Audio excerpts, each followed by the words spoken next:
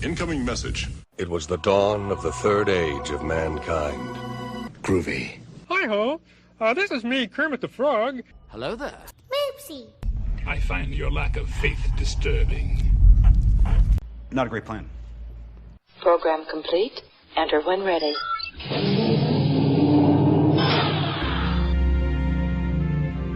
Let's see what's out there. Engage.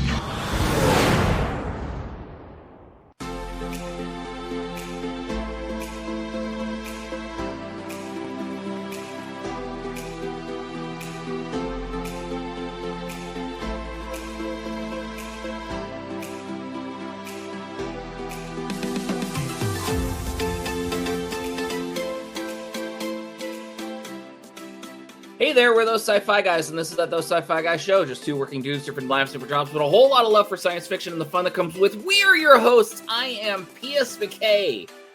And just a PSA, don't go shark hunting with a pontoon boat. Especially with a grill with coals in it. Just don't do it. That's fascinating. Speaking on behalf of a friend, not myself. And I'm DT Cavman, and clearly he knows he's going to need a bigger boat. Yeah. But I thought I was going to use that one, but then I decided the pontoon. But we always rent a pontoon boat every year when we go up to Tahoe. So I'm like, yeah, that's a very inappropriate boat to use for shark hunting. That's for sure. Well, for starters, you shouldn't be hunting sharks. Well, okay.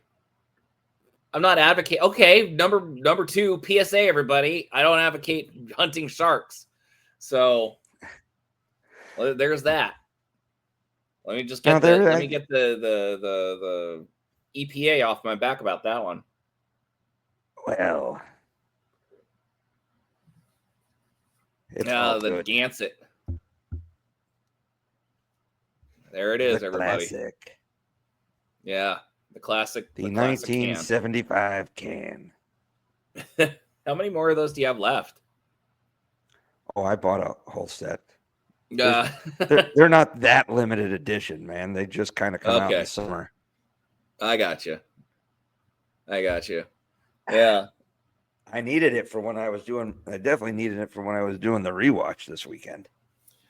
Yeah. So, okay, we're going to talk about Jaws, everybody. But DT 50 years had previously discussed that he was going to be introducing his daughter to it.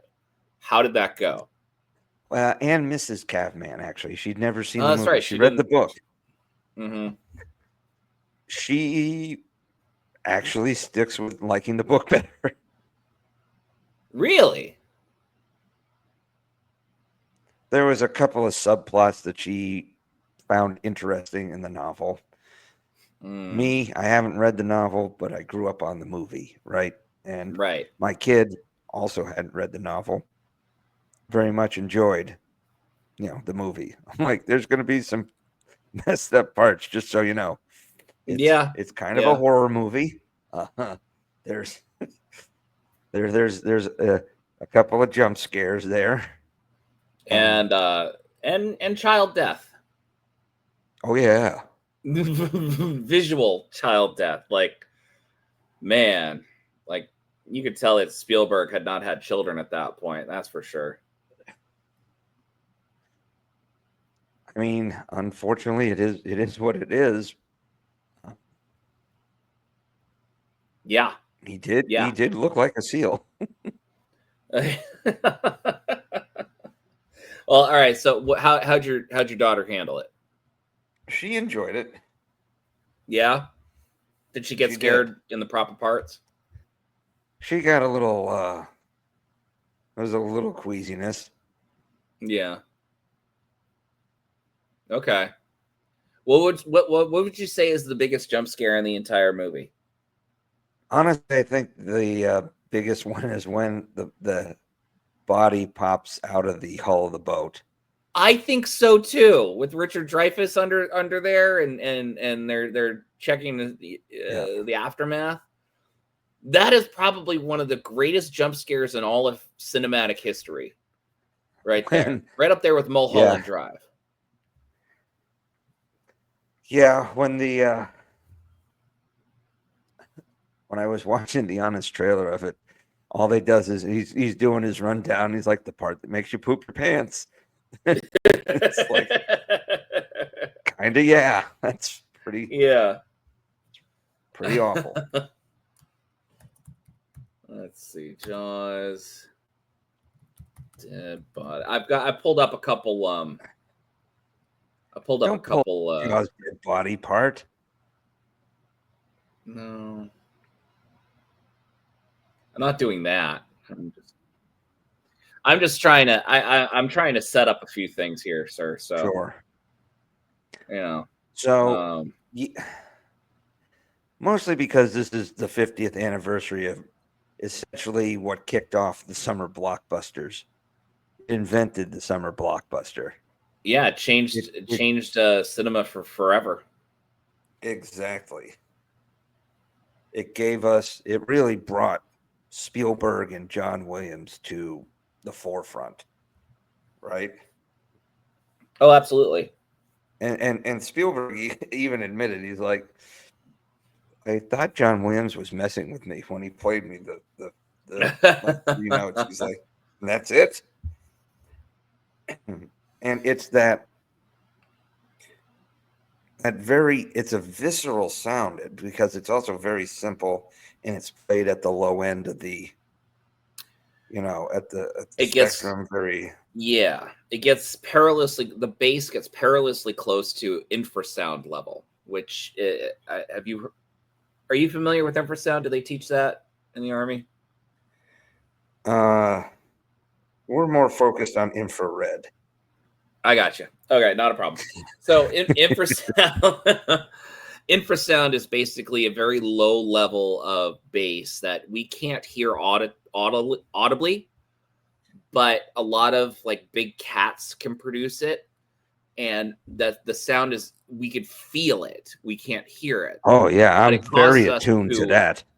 Yeah, it could cause us to like be very on edge, create an immediate fear factor, and it can also allow us to hallucinate too. Is this also like the legend of the brown note?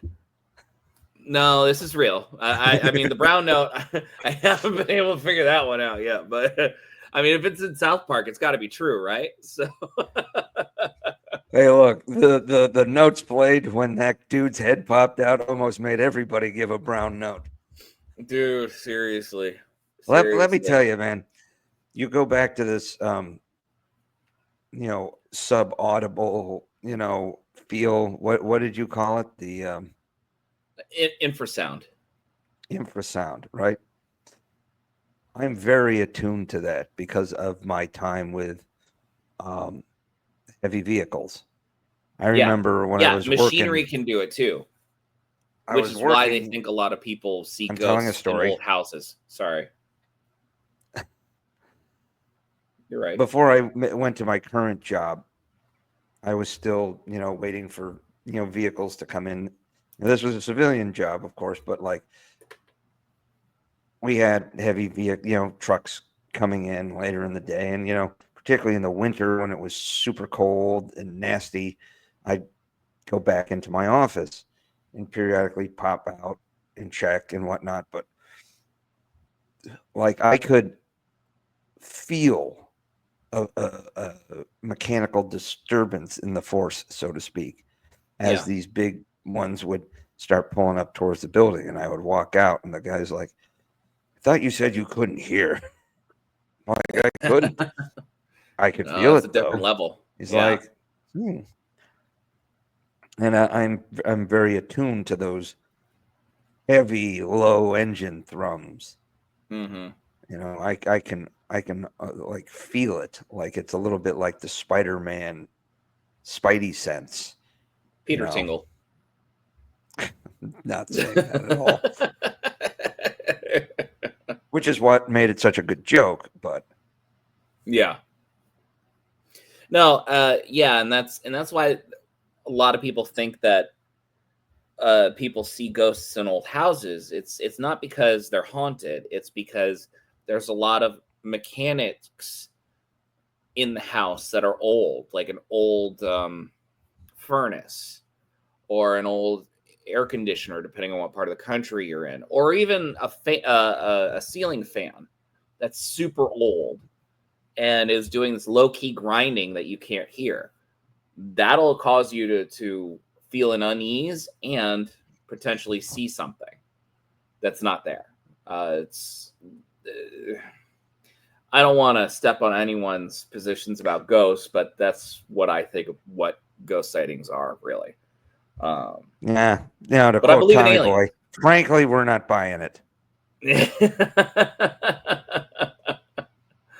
I'm not even sure which direction that means. Like, are you saying that you're not buying what I'm saying? Or I am not picking up what you're putting down on that one. That's fine. That's fine. And I don't judge otherwise. It's not a big deal. You've heard me talk about my experiences. I have. Yes. And I can that's guarantee you, in some of those occasions, there was no machinery nearby at all. well, and that's why I'm more agnostic to it than not. So I'm not. And Believe me, I feel there's like a general ether in the world that I definitely subscribe to.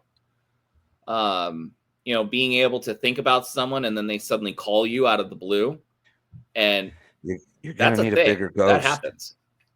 Yeah, I mean, there's more to this world than what we're putting down. Than what science can explain. That's for sure. Fair enough.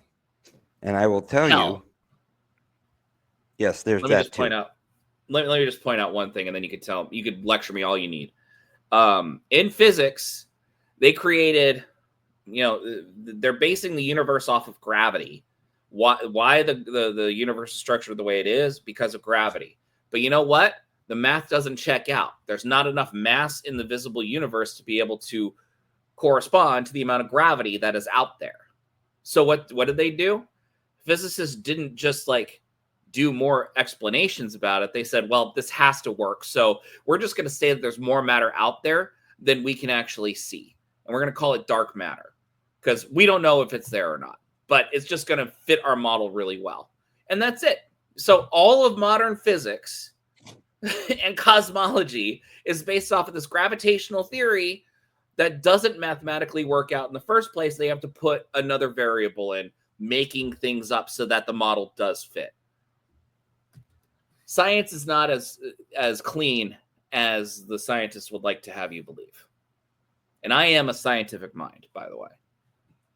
There's a warm summer night in ancient Greece. Is that a Friends joke? No, that's so. Shoot. No. Oh, yeah. Big Bang. Big Bang. What is physics? Yep. It was a warm summer night in ancient Greece. Yeah. He must have said that 3-4 times in that episode. That's true. It can be it's one of these quotes that Mrs. Catman and I may just blurt out randomly, and it will be awesome. I so callously interrupted you, though. What were you about to tell me about? It's fine. I kind of lost train of thought on that one. I apologize. But that's on me. Needless to say, there's a vibe in the universe, and I think John Williams has his finger on that pulse. Yes, absolutely. Absolutely. Gosh, I mean, here's the hard part about this. I wanted to talk about this movie. I think I even suggested it the other night, right? Did I? It was me, right? Sure, why not? Yeah, I think so. Let's go to the tape, folks. I know, right? No, we aren't going to do that. We're not that well produced. Call up those Sci-Fi guys, the movie. All right, boom. Now we're just racking back recent ones. There we are, yeah. we already went over a shit ton of this kind of topic when we went off the rails 2 episodes ago. Well, so let's just go ahead and put this into perspective. It's not exactly a sci-fi movie at all. Okay. What I will tell you though is the impact it had on summer movies, many huge sci-fi movies came from this, right? Star Wars became a summer blockbuster. Star Wars was a direct beneficiary of Jaws. Yeah, absolutely. Well, yeah, you also get John Williams, becoming the go-to awesome composer for films. Of course, another spin, both Richard Dreyfuss and Roy Scheider had great success in TV and movies that were very much science fiction.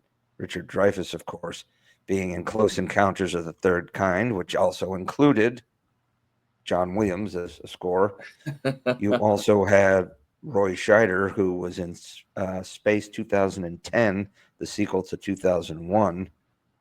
And you also movie had... I thoroughly enjoyed, by the way. What, 2010? Yeah, thoroughly enjoyed it. Was not nearly as cerebrally weird as 2001. 2001 was done on acid. I'm just going to say that right out. Well, and then, of course, Roy Scheider got to play a legendary submarine captain in 2+ seasons of the TV show Sequest. You say 2+. Does that mean that he was in a couple episodes in season 3? Yeah, he didn't really like the way it was going in season 2, and so he was kind of contractually obligated, I think, to be at least in it a little bit, and he ended up coming in 3-4 episodes of season 3. But okay. Yeah. Well, season 2 definitely. They were like, we need to make this more Star Trek, and everyone was like, it already is Star Trek in water. Don't. But they're like, no, we need to add aliens and time travel and genetic engineering and yeah. So the genetic engineering stuff they kind of touch base on in season 1 a little. Not they encountered. Jesus, it was Charlton Heston, and he was like some sort of scientist, and he turned his daughter into, gave her gills, which they then put on one of the DeLuise boys in the next season. Yeah, they did. That's definitely genetic engineering. And I didn't mind the genetically engineered storyline per se. I thought that was, it was plausible enough, right? With the mostly grounded science fiction that they were dealing with in the first season or so. I mean, remember, this show famously got both William Shatner and Mark Hamill to play guest stars. Very true. Forgot about the Mark Hamill part, but yes, we have talked about that in ad nauseum. Yes. But anyway, Roy Scheider, of course, people were like, oh, well, it's Roy Scheider in the water again. Okay, I'll buy. One of his biggest roles before then was Jaws. That was probably why he got hired, right? I'm sure it was one of the reasons he was approached. Was it an ironic hire? I don't know. I thought he did a pretty good job, particularly in season 1.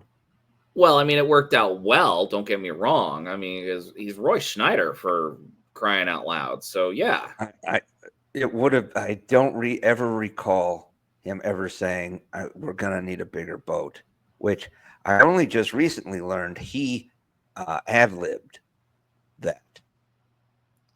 Which yeah, he did. Fantastic. Yeah, and it wasn't weird. He goes, you're gonna need a bigger boat.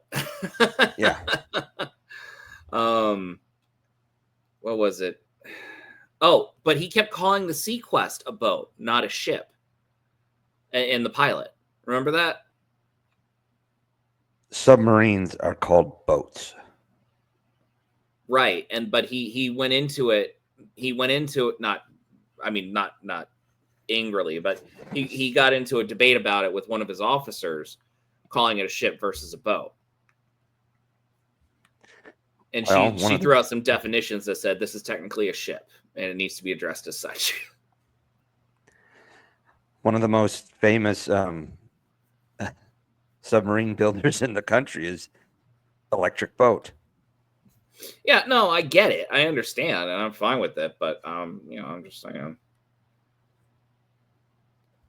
I would like to be able to buy. The Orca was most decently, boat. Let me tell you, there's so much about this movie that cinema owes its lifeblood to. It's fantastic. I mean, for starters, it may be the most popular, best regarded B movie of all time. Right, and actually, let's talk about that. Let's bring up the first scene of this B movie, shall we? Are you okay with that? It starts very B movie. It does, but it's also exceedingly well done. Yeah. All right, ready? We're just gonna do it. Yeah. So her paramour is already fast asleep. He passes out. Yeah, I was being kind. Oh, and that jerk.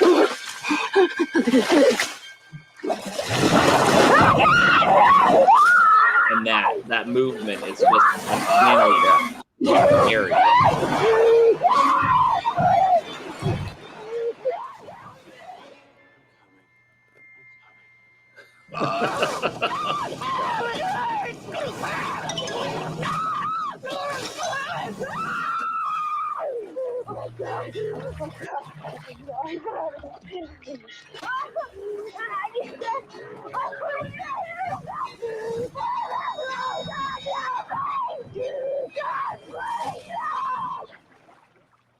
And she's gone.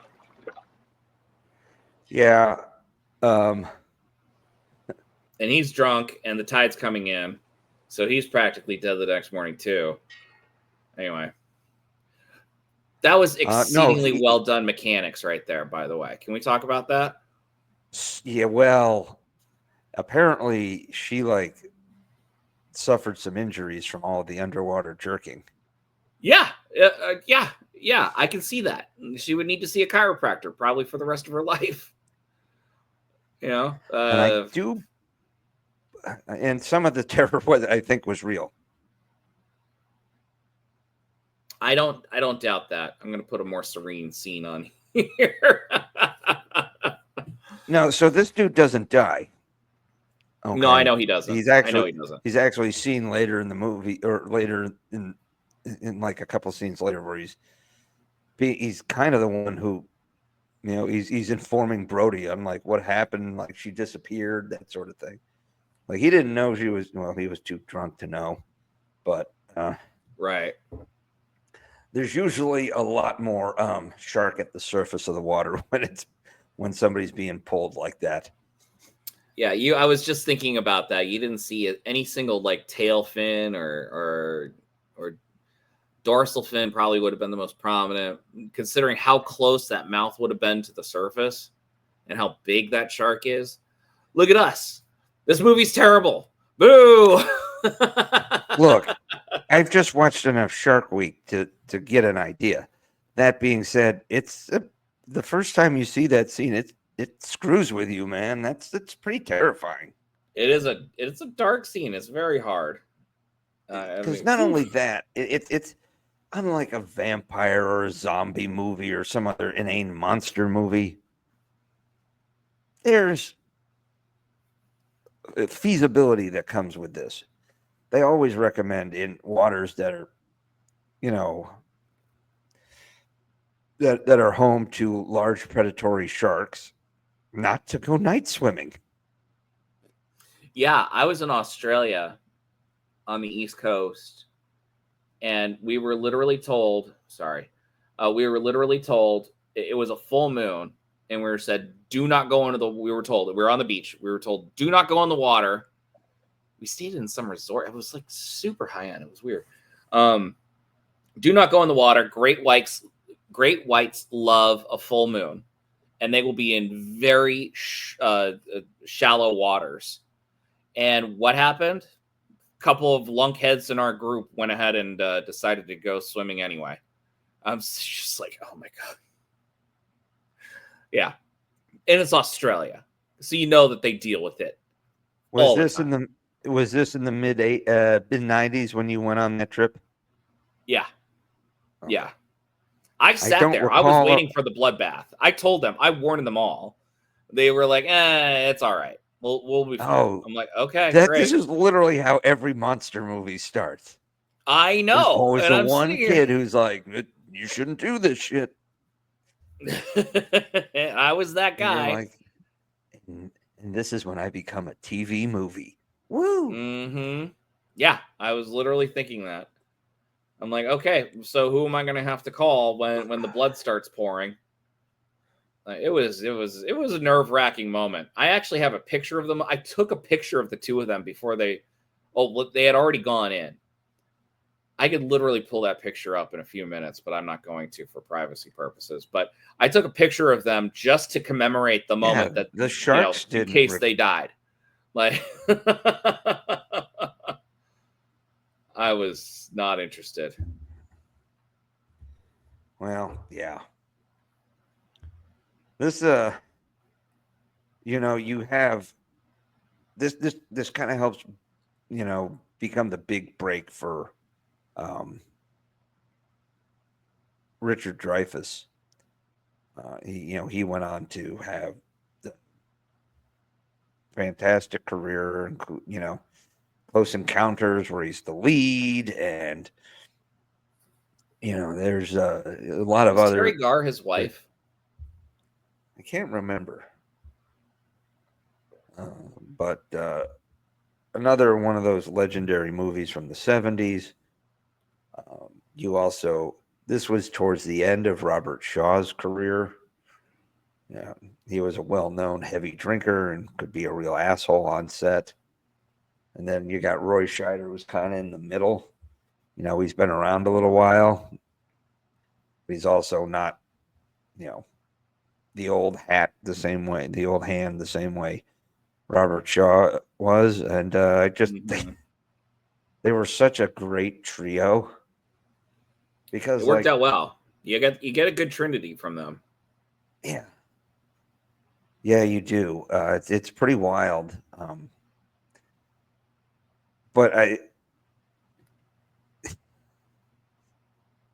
you gotta love it. Like, so they keep saying Brody was a New York cop, and they moved out to Amity. He becomes the chief of police on this, Massachusetts island town, and he doesn't swim, and he doesn't really like the water. So of course he becomes the chief of police of an island.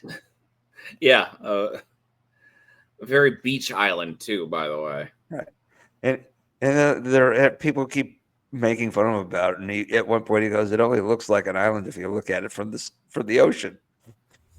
This is also true. Do you get a sense of lived 70s when you see him wake up for that first scene? All the windows are open. It's summertime. He wakes up. The kids are already outside playing on the play, the swing set that they have. No fences. No AC. No, there were fences, but it's the picket fences that purvey the island of Martha's Vineyard. Yeah. Okay. It's a style more than not like chain link, like to keep people out. It's to look purty and capey. Well, I mean, fences are still fences, man. I mean, picket fences still help keep your young children in their yard. But it was also as much a aesthetic choice. But anyway, yeah, it's just it's fascinating. The orca. Dude, you gotta figure this out. I'm trying to figure it out. I don't understand what's going on. All right, well, I'm just gonna stop sharing for a moment.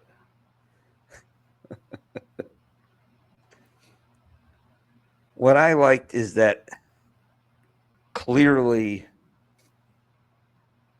most of the background roles are people from Martha's Vineyard. You can hear it by the accents, how they talk to each other. They're not particularly good actors. No, they're not. They're not. I got to see, one of those True Hollywood stories behind the scenes documentaries that they used to do in the early 2000s. The missus and I, before we got married, were watching one about Jaws, and they were talking about how the budget had gone so far over, and the time period. This isn't a mystery either, but and the time period for shooting and reshooting just kept dragging and dragging. I don't recall how long that they were there for, but it was a long time. It went into the fall. They went 2 months over. Yeah, 2 months over. And it went into the fall. And they were saying that because the crew had been there so long, there were a lot of native girls of Martha's Vineyard who got knocked up by a bunch of Hollywood people. And some stories were happier than others. And ew. Like, unfortunately, yes. Yeah. So, but I think about that every now and then. I'm like, yeah. And we know Martha's Vineyard. We've been there several times, each of us. I don't know about you, but I consider myself to be pretty well traveled, right? You're a very well traveled individual yourself. Do you disagree with my assessment so far? No, we're pretty well traveled people. Yeah. That being said, when you come across someone who is not well traveled, and they meet someone who is well traveled, like someone from a very big hoity-toity place like Hollywood, they're gonna be starstruck, no matter who they are. Doesn't matter if they ever heard of them in their entire lives. You're from Hollywood in Martha's Vineyard. I only know this dinky island. Well, there's a difference now than when it was in the 70s because, and I just recently heard this stat. So in the 70s, Martha's Vineyard would get about 5,000 to 10,000 people, maybe, as tourists. In the immediate aftermath of Jaws, it like doubled and then quadrupled. It was like 5 and then 15,000, and then like people just flocked. Now, granted, initially the people of Martha's Vineyard wanted nothing to do with this movie because they knew if people were scared out of the water, which they were that first summer, that it would hurt their tourism, much like the awful mayor of Amity. Yeah, absolutely. Many people would actually maybe rightfully point that he might be the biggest villain of the movie. He was worse than the shark, that's for sure. The shark was just doing what a shark does. Well, they did make it look a little more vindictive. The shark? Yeah. You would think it would be in Jaws the Revenge that they would have been more vindictive. I mean... Well, yeah, and that's ridiculous. But this is, the shark keeps coming back around and attacking the boat. They usually disappear after all. I understand that. My explanation for that is that they're imprinting mammalian tendencies into a very basic shark brain. and that's the B movie part. But a lot of big cats like tigers and lions, they will remember someone who has harmed them. They'll track them down. They'll take revenge out of them, even if they have to travel tens of miles out of the way. But they'll do it. It's documented in Siberia, in Southeast Asia. It's there.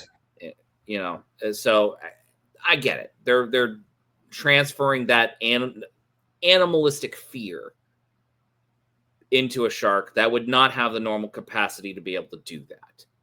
But that's the explanation. Wicked big fear. Yeah. Well, it is. Is that Brody's son?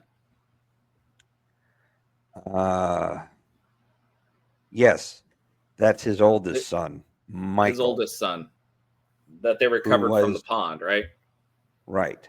The shark gets into the pond while everybody's focused on the two jackass kids swimming around with the shark fin, causing a general panic. And then the shark just glides into the pond where everybody expects it to be safe. And the boys are playing with, quote, Tommy boy, quit playing with your dinghy. Yeah. Out there in the little sailboat. And here comes, the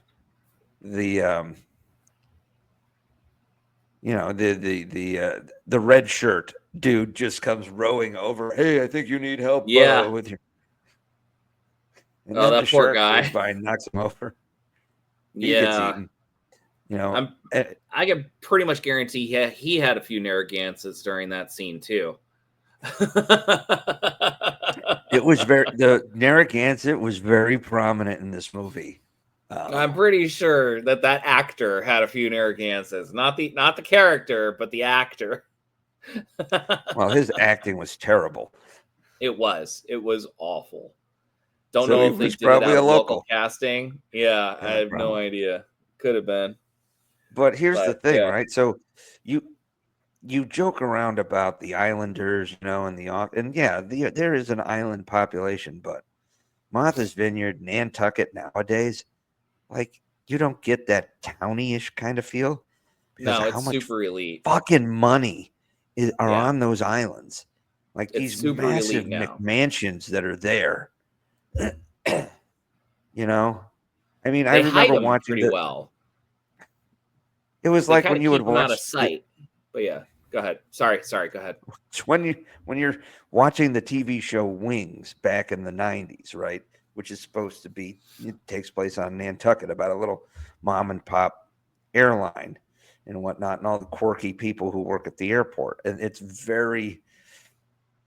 they treat it as very small town. And occasionally they talk about it as the people, with money coming over to like occasionally buy a house or something. But for the most part, it's treated very small town. And maybe that's how it was still like in the minds of like people who were there in like the 60s and 70s and 80s back before, but these islands became playgrounds for the elite now. Like Bill Belichick owns homes on Nantucket. Jimmy Buffett I was going to say, almost died flying his own seaplane into Nantucket. And, and the Obamas have a home on Martha's Vineyard. Like there are, it is so many money areas, on these tiny islands too. And like Martha's Vineyard's like twice the size of Nantucket too. And Nantucket's even more exclusive. But, but Martha's Vineyard still wasn't like the playground for the rich and elite then in the 70s that it became. And I definitely think it got a lot of boost from this movie eventually. So when I went there last summer, there was Jaws shit everywhere. Every knick-knack place had a Jaws something. Great white sharks on something. Even the stuff that wasn't tacky looking had, like there's, a great white here, or, a shark tooth or something. but there was Jaws everywhere. Mm-hmm. And that it's still a huge draw. There's literally, and since it's the 50th anniversary, I've been getting tons of things up on the reels, interviews with Richard Dreyfuss, interview with Lorraine Gary, interviews with Spielberg and Williams, and it's fascinating. But then someone built a replica of the orca, and it's in the harbor and Martha's Vineyard. Yeah. Okay. They brought Richard Dreyfuss to it. They did. I saw that one. And he's like, I figured it was going to be a flop. And, because it was kind of a B movie. Yeah. But I think some of the things that made it such a tough and long shoot are one of the reasons why it became such an iconic movie. That fucking shark barely worked. Yeah. And you want to know the funny part is, and that people just weren't thinking like this. So they thought it was going to work because they said it worked all the time when they were testing it in a pool over at Universal, and in the Universal lot. It's fresh water. Sure it was. Yeah. Right. And you bring this thing into the salt water and it wreaked havoc on the machinery. So they barely used it. And it was that hidden it was the mental thing, like the camera through the water, the ripples, the occasional fin maybe, but it's all the unseen plus that or the music. the barrel that comes into the frame outside the orca. You're like, oh, he's right out there. Like, yeah. This is Edgartown that they're filming out here. Yeah, and that's very money too. Super money. Well, I was going to say, I mean, like I said it before, I've been to Martha's Vineyard over the decades several times, and every time I go, it's striking how little it's changed. And even from the movie. So when you talk about all this elite money coming in to the island, they're hiding it well, because I remember taking a bus to the Obama compound, right? And you don't see anything in the entrance to the Obama compound. You can't see anything. There is an aesthetic. There's an aesthetic, the island aesthetic, right? That Northeast island aesthetic.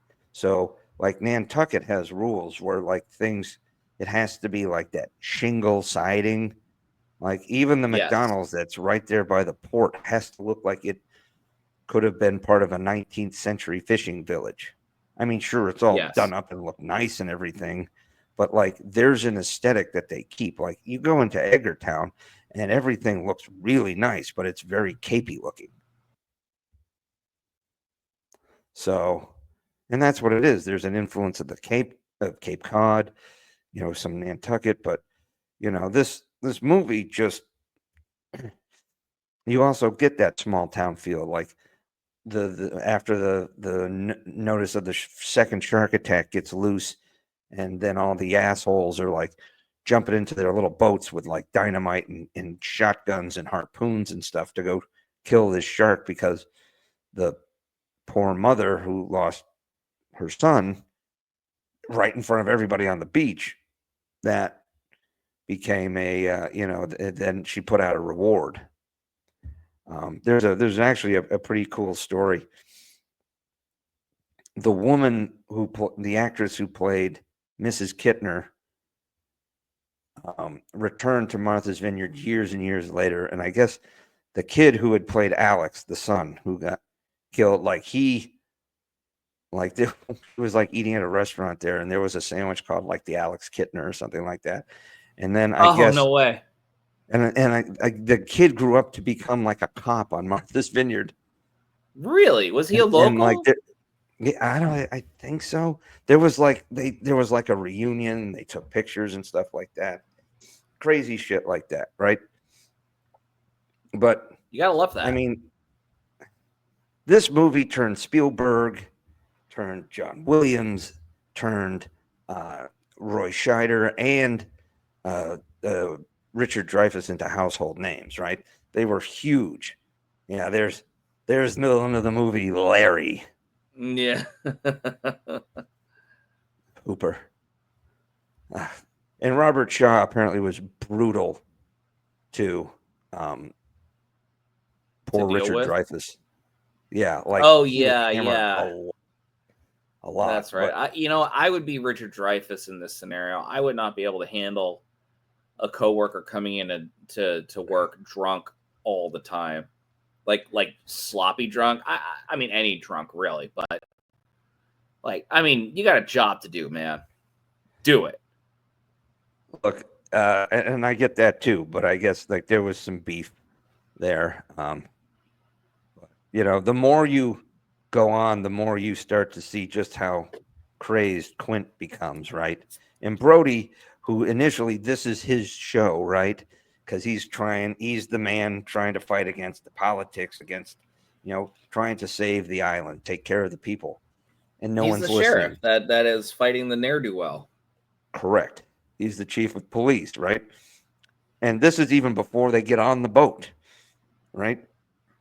This is his show. They call Woods Hole Oceanographic Institute, and that's where Is that a real that's place? where yeah. It is. The Woods Hole Oceanographic Institute. Again, there's another tie, right? That's Bob Ballard, the guys who discovered the Titanic, who found the Titanic. Oh. And then, of course, he was, remember at the end of Sequest, Dr. Bob Ballard would get on and give you a little science thing during the credits. Oh, that was him? Yeah. Oh, dang. Okay. So, but Woods Hole, and that's where actually there's a lot of, like, some of the greatest white shark experts, for the East Coast of the United States work out of Woods Hole. Oh, Jesus. Right next to Falmouth. It's in Falmouth. Woods Hole is a part of Falmouth. Oh, they're both really far apart on the map, so you'll forgive me for my Falmouth is more. It is a town, but it's like those towns in the Cape that it's like Dennis. It's like Dennisport, yeah, or East Dennis or West Dennis. There's like all these little villages that make up these towns. It's it's on the other side of the Sagamore Bridge. That's all we need to say. Yep. Yeah.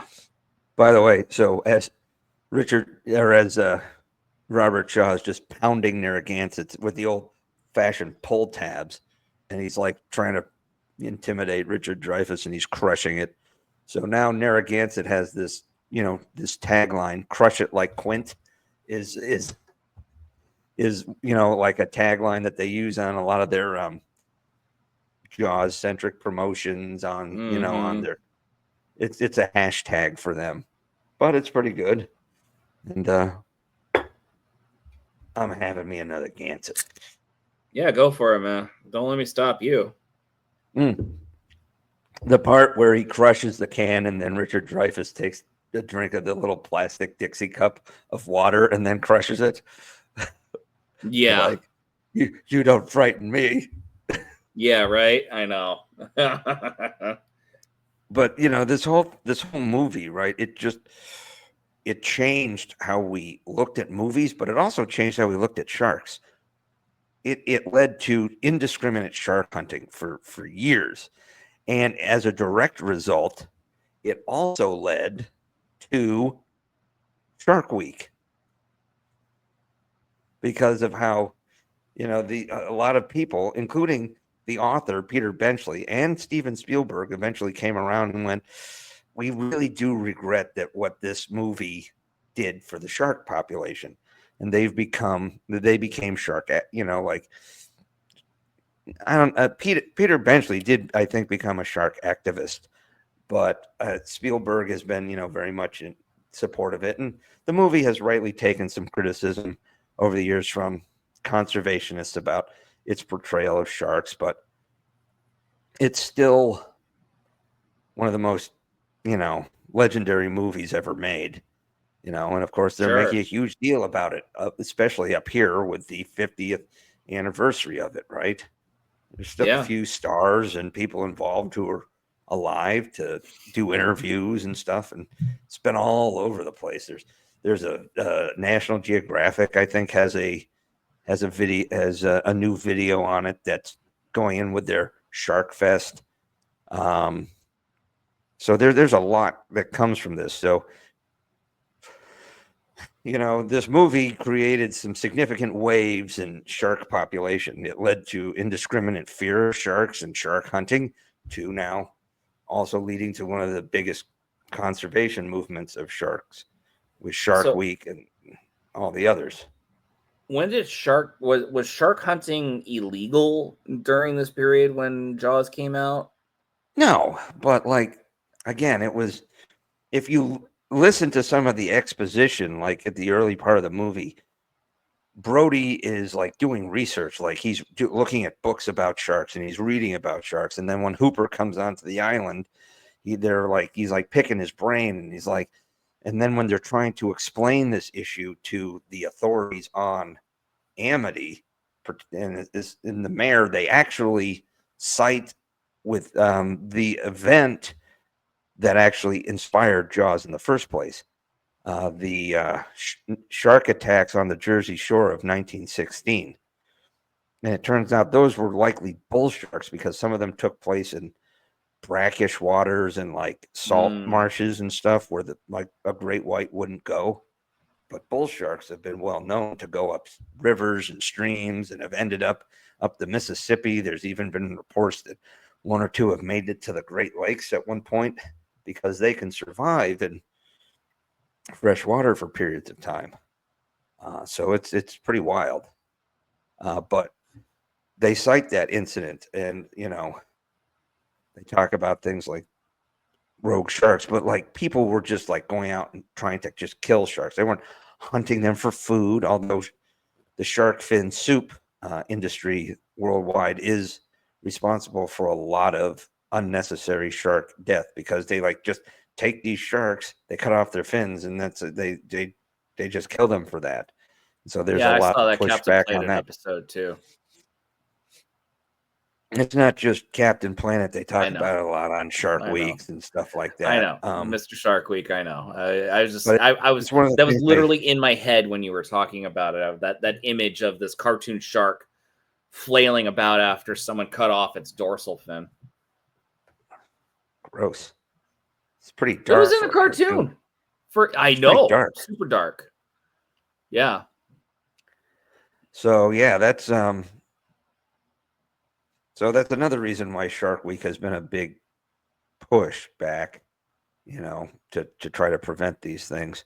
But this movie has one of my all-time favorite scenes of any movie. Can you pull up the USS Indianapolis speech? Mm-hmm. Because there's some very fascinating stuff that comes with this.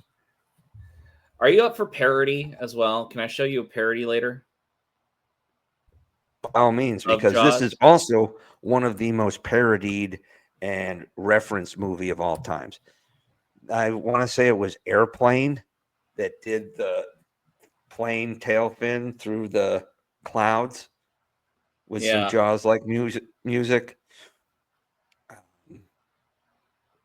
By the way, the Jaws franchises also have one of the most legendary Mandela effects in cinema too. What's that? You know the tagline, just when you thought it was safe to go back into the water? That'd be for Jaws 2. Correct. But a lot of people associate it with the first movie. But it actually was for Jaws 2. Yeah. Which of all the Jaws sequels is the best. Because it's, again, still mostly grounded. It's a few years after the original shark attack. Yeah. But now Brody's kind of paranoid, and he's on his own. He doesn't even have Matt Hooper or Quint or anything. He's basically on his own trying to figure this out. No, that's but right. It was a better movie than the other two were just god awful. I remember seeing Jaws 3, which is basically Jaws at SeaWorld. How do you have a great white just missing in the middle of SeaWorld, right? And there's a theory that Dennis Quaid's character actually is the shark isn't real. The fan theory is that Dennis Quaid is having a schizophrenic episode, and he he's a manifests the Brody. shark in his mind. Yeah, he's one of the Brody kids. I didn't realize that, but yeah, that makes sense. I saw it way back in like '88, so I was 7. And the Jaws 4 was just like it, and even Michael Caine's like it was atrocious. I did it for the money, and I bought my mom a house, so I'm not ashamed of that. But the movie was terrible. So this whole scene you have me brought up, it's 4 minutes long. How long do you want to play it for? Just start it, and I'll tell you when we can stop it. Sounds good. Japanese submarine slammed 2 torpedoes into our side, Chief. He was coming back from the island of Tinian to Lady. Just delivered the bomb, the Hiroshima bomb. 1,100 men went into the water. The vessel went down in 12 minutes. Didn't see the first shark for about half an hour. Tiger, 13-footer. You know that when you're in the water, Chief? You tell by looking from the dorsal to the tail. What we didn't know was our bomb mission had been so secret. No distress signal had been sent.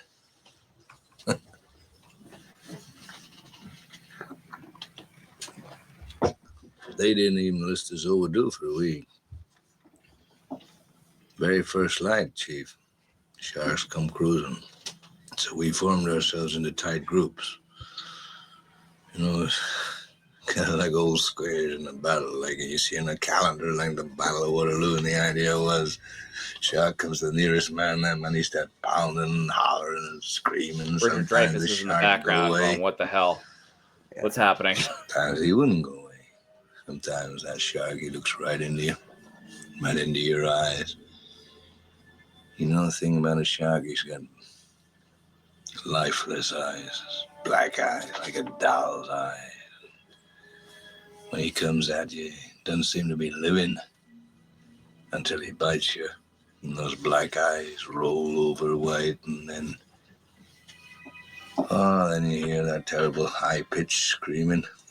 The ocean turns red. In spite of all the pounding and the hollering, they all come in, they rip you to pieces.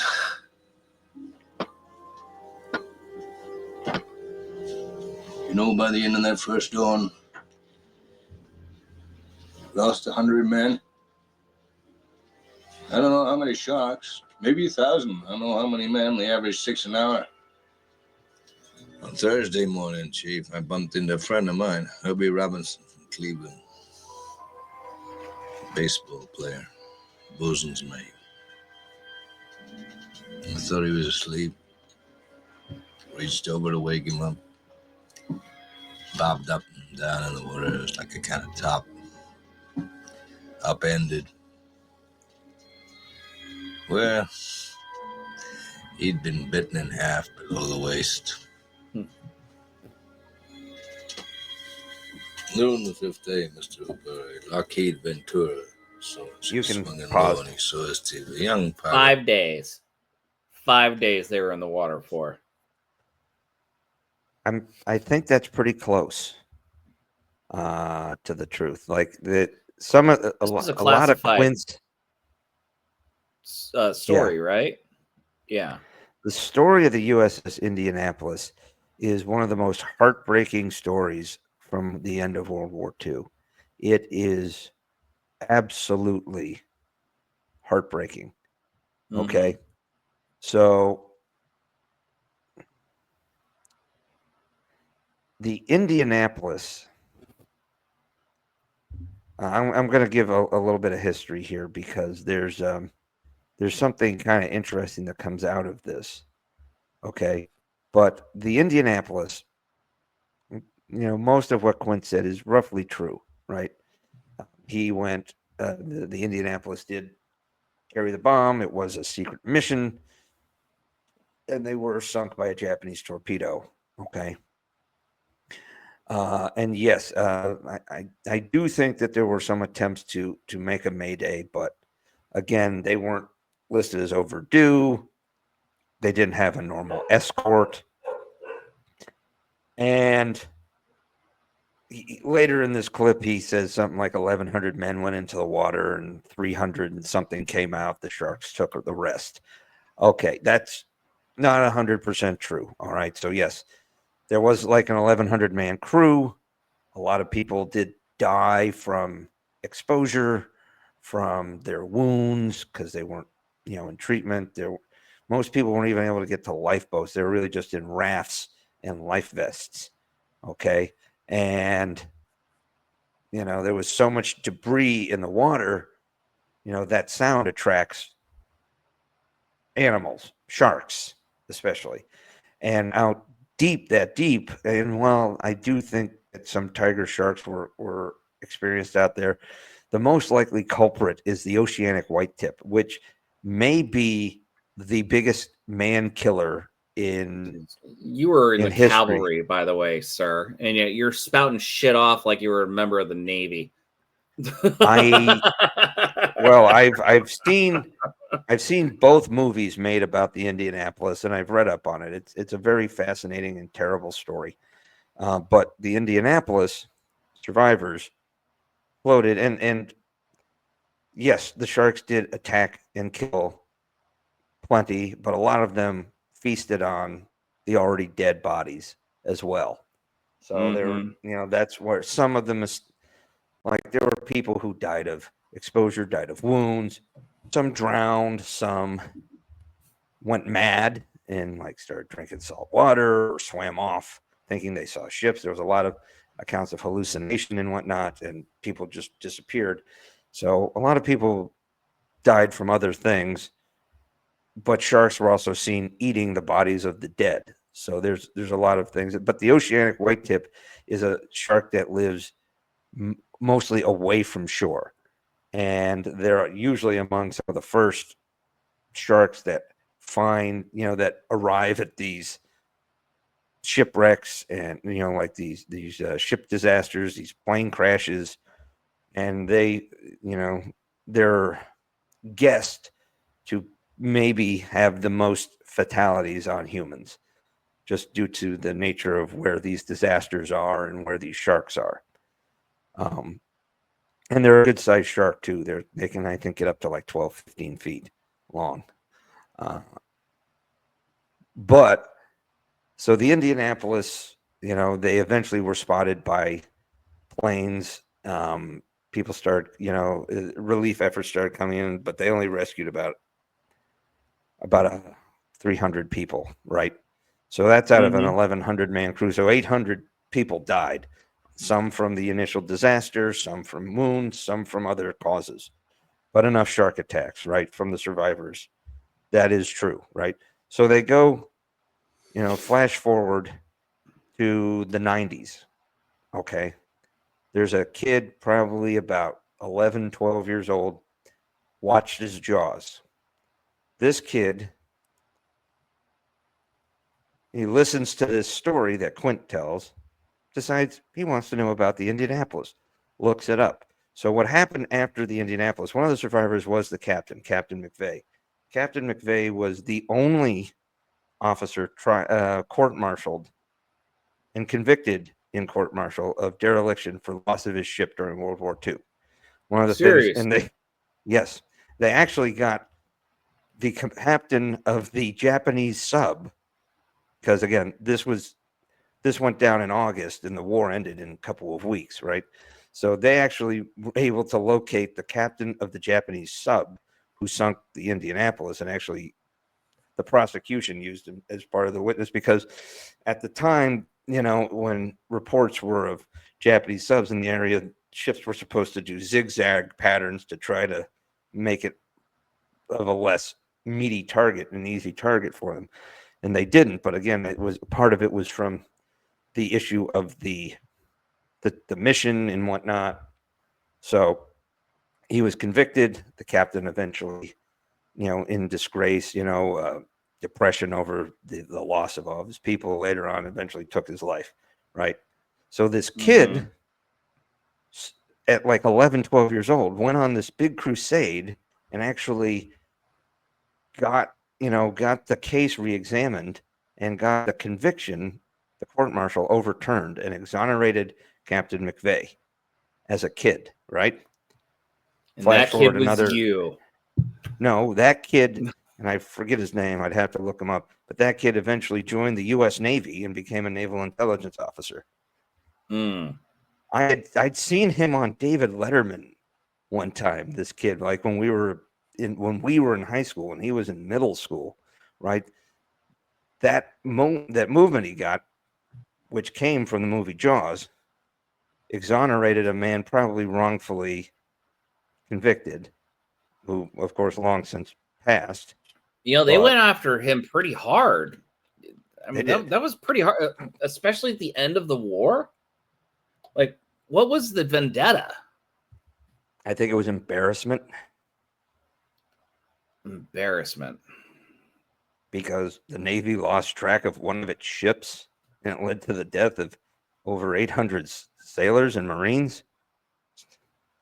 I mean, I get that, but, it happens. You have an excuse of war. Well, again, they claimed he wasn't doing what he was supposed to be doing. So that's part of the tragedy of Indianapolis. But the fact that the movie Jaws helped overturn that wrong is, I think, gives that much more power to this movie. This movie literally not only changed cinema history, it actually corrected a misdeed in history. Yeah, the sins of the past. Yeah, no, it's true. Right. It's true. And the fact that kid eventually grew up and joined the Navy, I love it. I think it's fantastic. I shit you not. I'm in an airport reading a magazine. It might have been, I don't know if it was like a military magazine or if I had picked up like a Newsweek or something. And it was like a little one of those back page, like the back end of a magazine article that's like a quarter of a page. And I'm reading that. I'm like, holy shit. I remember seeing this kid on Letterman like 6 years ago. Yeah. I'm like, that is pretty awesome.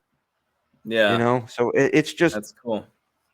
Again, and it goes to the power of this movie. And this scene in particular, it's widely considered as one of the best scenes in the movie. And it's fantastically acted. Like what you see before that, it's like when they're all joking and laughing about scars, Hooper and Hooper finally getting along a little bit now that they're both drunk and comparing scars. And then Hooper points out Veritas. Yeah. But Hooper also points to a scar that was clearly from a tattoo that was removed. And Quint just kind of looks at him and goes, that is the USS Indianapolis. And Hooper like chokes on his laugh. And he like that, like snorts. And he's like, you were on the Indianapolis? And, they have to explain it to Brody. Well, one, he has to explain it to Brody, but also Hooper like that's part of the, the looks of the people in the movie are because of the power of the scene. And Robert Shaw had, I guess, had tried to do it while drinking before, and it didn't come out. And then he didn't do it when drinking and just killed it. And like some of the reaction in that scene is real from the from the other actors, but it's just such there was a cut right in the middle where he turns to Brody and he's kind of like knocking on the table. You're like, oh, that was done later because he was stone cold sober in that shot. Like it was a wider shot, and then it goes right in on his face again. And then he's all slurring it again. He said boatswain, but it wasn't boatswain. A boatsman. It's bosun. A bosun's mate. It's the accent, okay, more than I think the slurring. Bosun's mate. I mean, that is what it is. It's spelled boatswain, but it's actually pronounced bosun. I'll acquiesce, but he slurred it. He slurred it. Again, he's also supposed to be drinking, too. They've all been drinking. Yeah. But and then he goes, and I'll never put a life jacket on again. I'll never put on a life jacket again. That's what he said. And I mean, now you see why he hunts sharks. Like when you go to Quint's little shack there, right by the water, and he's all like the taking out all sharks' the jaws and jawbones. Yeah. everywhere, and then like the scene of the through the great white jaws over the window as the boat you can see through the window as it's sailing out into the harbor off to their fate. It's like, oh, that's some pretty good foreshadowing right there. Yes, But it again, that just gives such fantastic depth to the character of Quint, right? Why he is kind of how he is. This man is a deeply scarred and bitter survivor of one of the greatest, or excuse me, one of the worst disasters in U.S. One of the worst naval disasters of U.S. history. Okay, it was wild, and that's part of it is what makes this movie so good, right? Because B movies, you might get a speech or something, but it's like nothing like this. Like this is a real event, right? You could look this up. This was a real tragic event, and it just hits like a freight train. Yes. Also hits like a freight train. That shark parody. So let's enjoy a parody of said Jaws. Have you ever heard of the comedy troupe, The Whitest Kids You Know? Oh, wasn't that Kids in the Hall? No, a different group. Kids in the Hall was from Canada. Canadian. The Whitest Kids You Know, which would also be Canadian. They were not. They were not. Oh well, yeah. I see what you're saying. Sorry, I know what you're saying now. I get it. Sorry.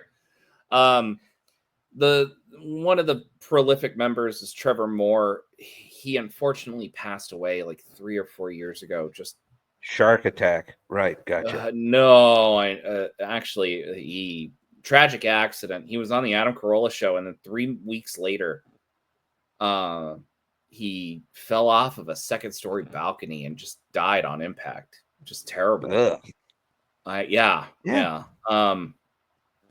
He's got the Quint role in this scene.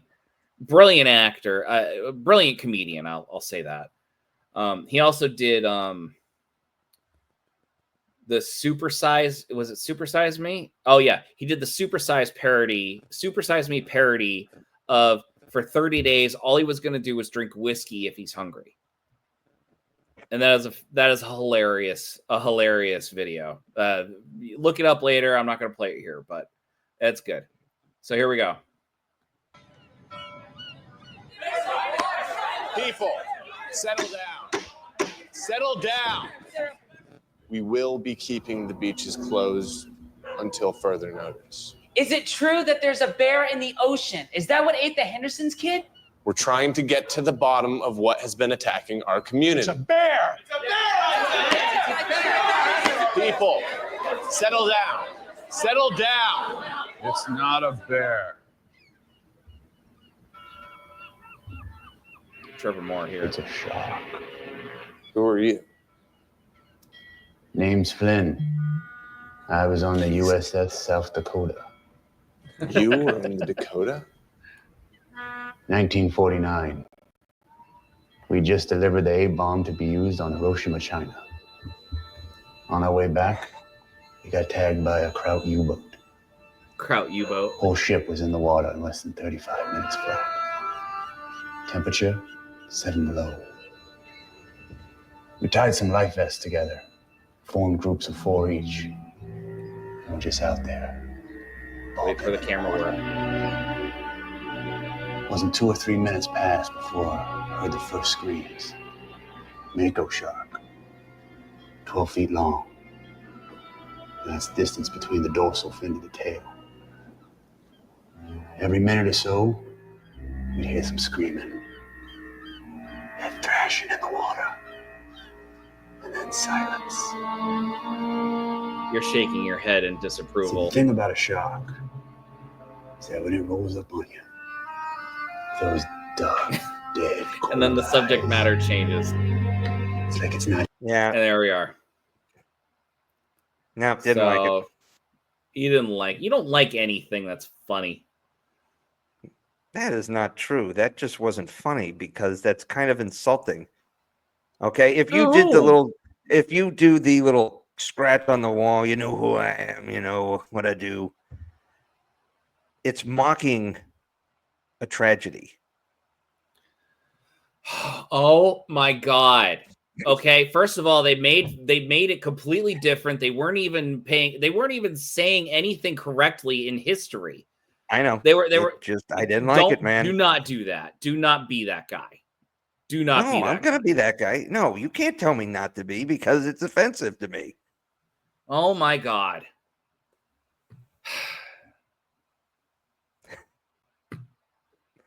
I'm sorry you're offended. Man.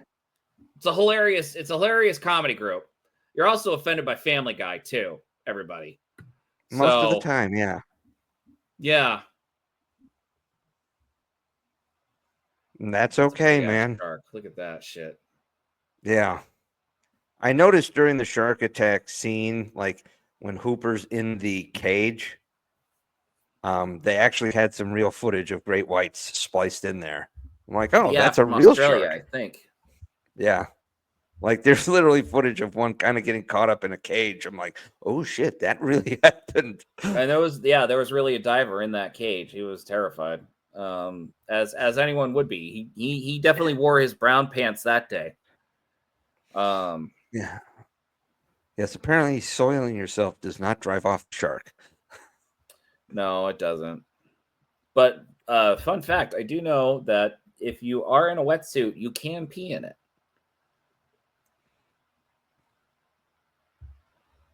Of course you can. It's whether or not you should. Yeah, it's socially acceptable as long as it's not an enclosed one. We were so busy trying to figure out whether or not we can. we didn't really stop to ask if we should. Well, I'm not saying that they pulled an Alan Shepard or anything where he peed in his spacesuit right before launch. He had a little too much orange juice before that, but and that was before they had the G-forces are doing to your bladder.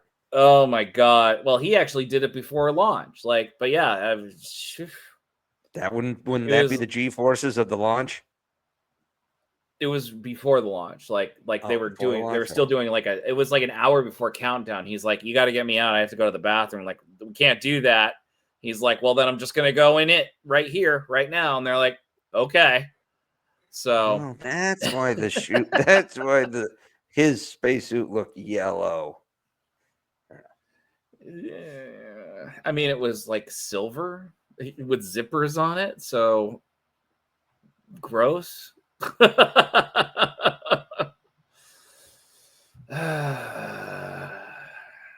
Anyway, that's a real shark. This is before they had to worry about the animal cruelty stuff.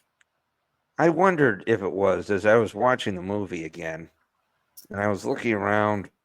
And I'm like, when did Heart of Darkness come out?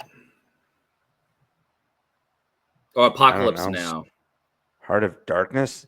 That book was written like 150 years ago. I know. I'm thinking of Heart of Darkness by Quentin Tarantino. Based off of Hearts of Darkness? Apocalypse Now. It's Apocalypse Now. What the hell am I thinking? Apocalypse Now was somewhat based, I believe, on Heart of Darkness by very Conrad. much so. Yeah, very much so.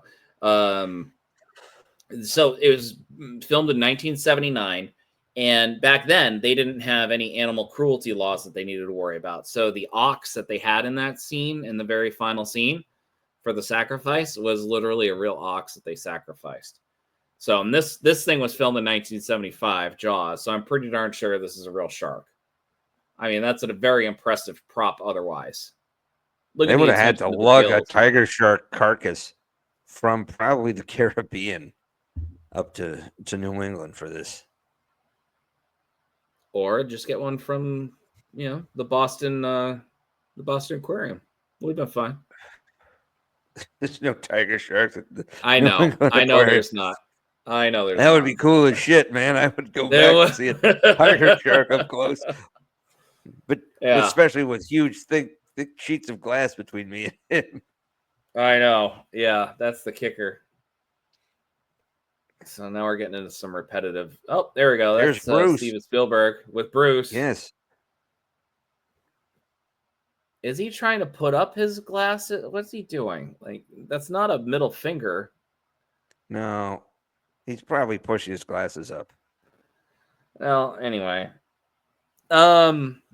Whenever Jaws comes out this time of year, and they always premiere Jaws at this time of year, just because that's what it is, makes me want to go to the beach. And I don't have easy access to the beach.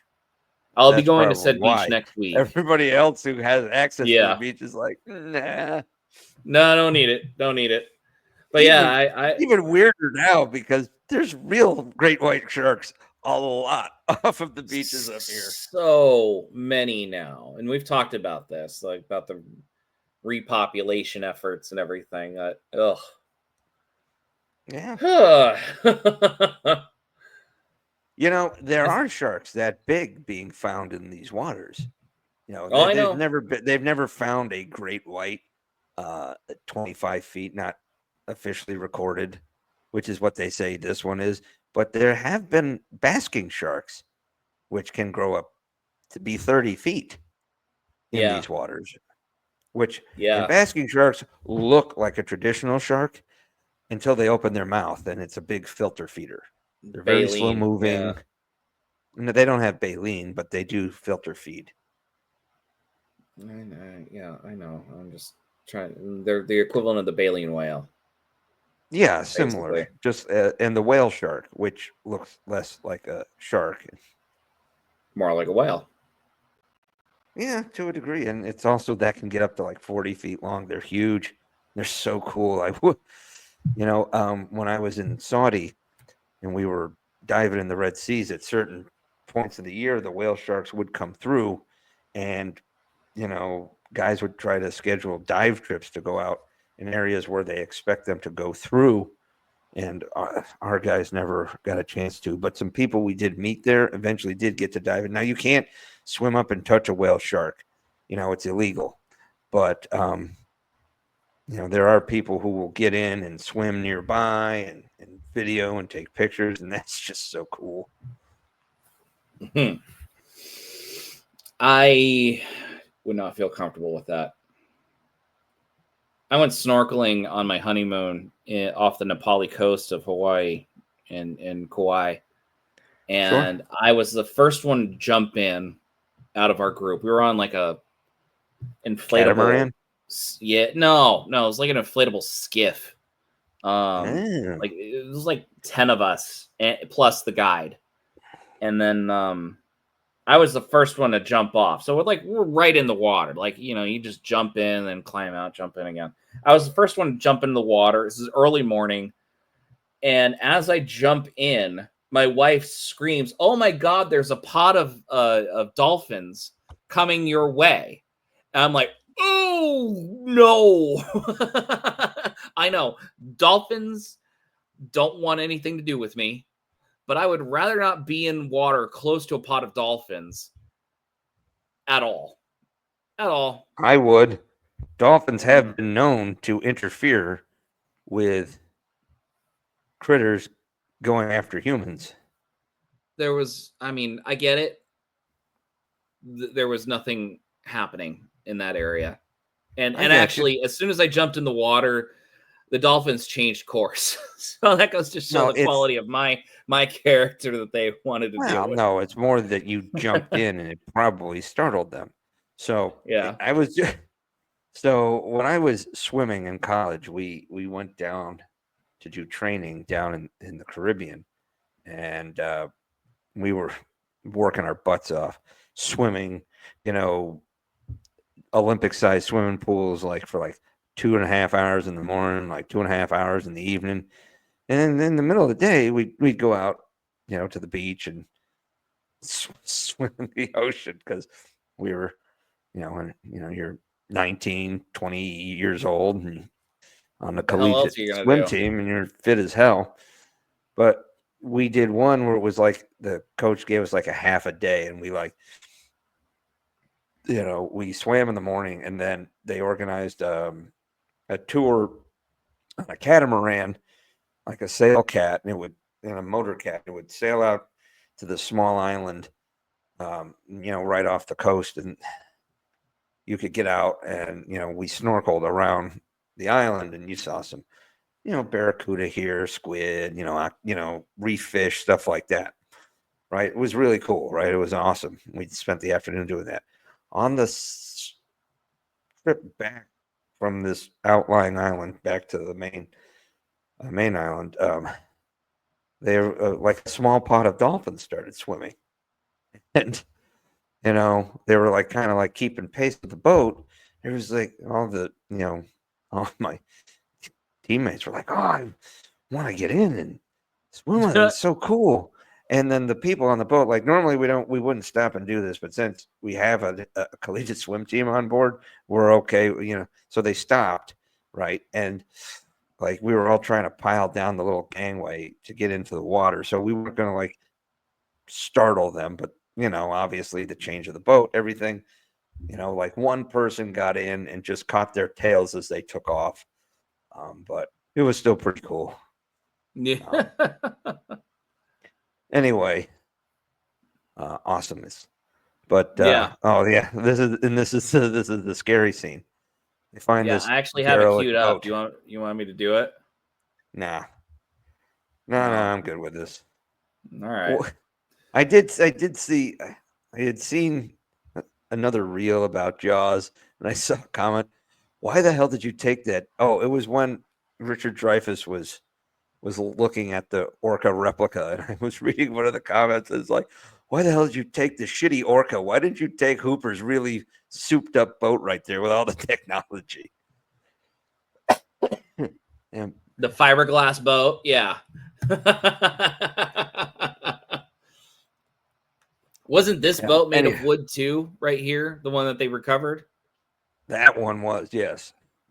So, yeah, seriously. Although they needed to stay overnight, and when this boat wouldn't be big enough to keep 3 guys on it right here. Maybe not. But for what we can say about Jaws is it had so much of an impact on pop culture, filmmaking,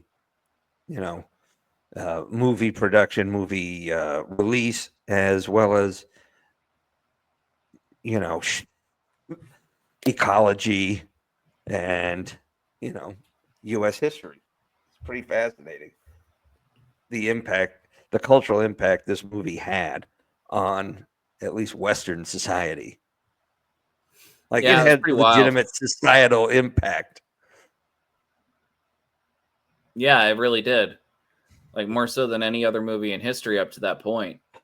I mean, other than maybe Gone with the Wind or Wizard of Oz, something along that line. But each of those movies has some kind of technical achievement behind it to lure it in, like Jurassic Park. People always compare things to Jurassic Park now because that had a large technological achievement. This, I think, would be argued as having a significant narrative achievement, with some technical aspects to it. But I mean, this was real. This movie was all one in the editing and narrative. I know it's not sexy to say it that way, but it also had significant impact in real world situations. The impact it had on, business, for both positives with the boom in the, movie industry, but negative, the impact it had on like seaside tourism, as well as the negative impact it had on shark populations. Mm-hmm. Although my childhood was quite happy not having as many sharks in the ocean as they are now. But that's okay. My childhood was also very happy not having all the bears and the deer in the population as they are now.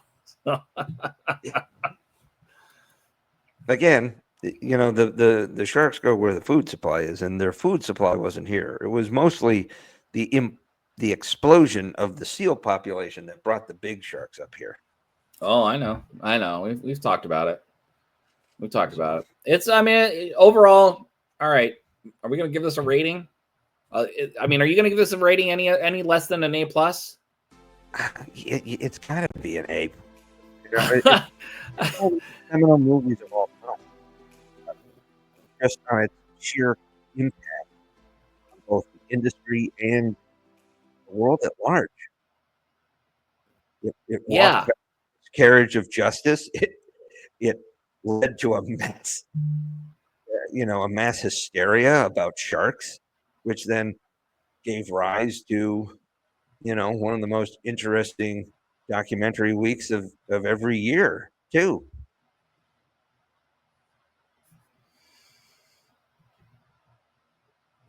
Agreed. So, on that note, everybody. So, unfortunately, the music was wiping you out. I don't know why, but I think we've covered it. So, I hope you guys still feel safe to get into the water. I do, waist deep at most. But until the next time, everybody, we are those sci-fi guys. I'm P.S. McKay.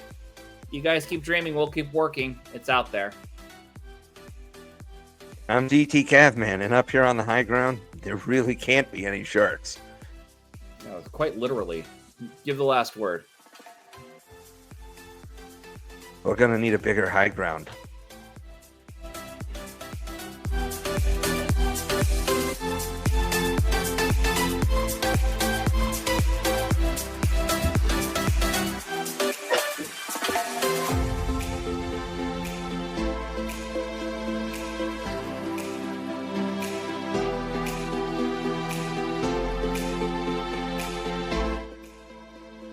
Those Sci-Fi Guys is an independent broadcast by Alpha Site Productions, produced by DT Cavman and P.S. McKay. Ocean by Music by Aiden under Creative Commons license. For more information on upcoming episodes, follow P.S. McKay on X at PS McKay or go to thosesciFiGuys.com for past episode information. You can now find us on Spotify, so head on over there for our latest episodes, but don't worry, you can still find us on Apple. We're also live on Rumble, and you can find us on YouTube with live video podcasts and Facebook. Be sure to leave a like and a comment and let us know how we're doing.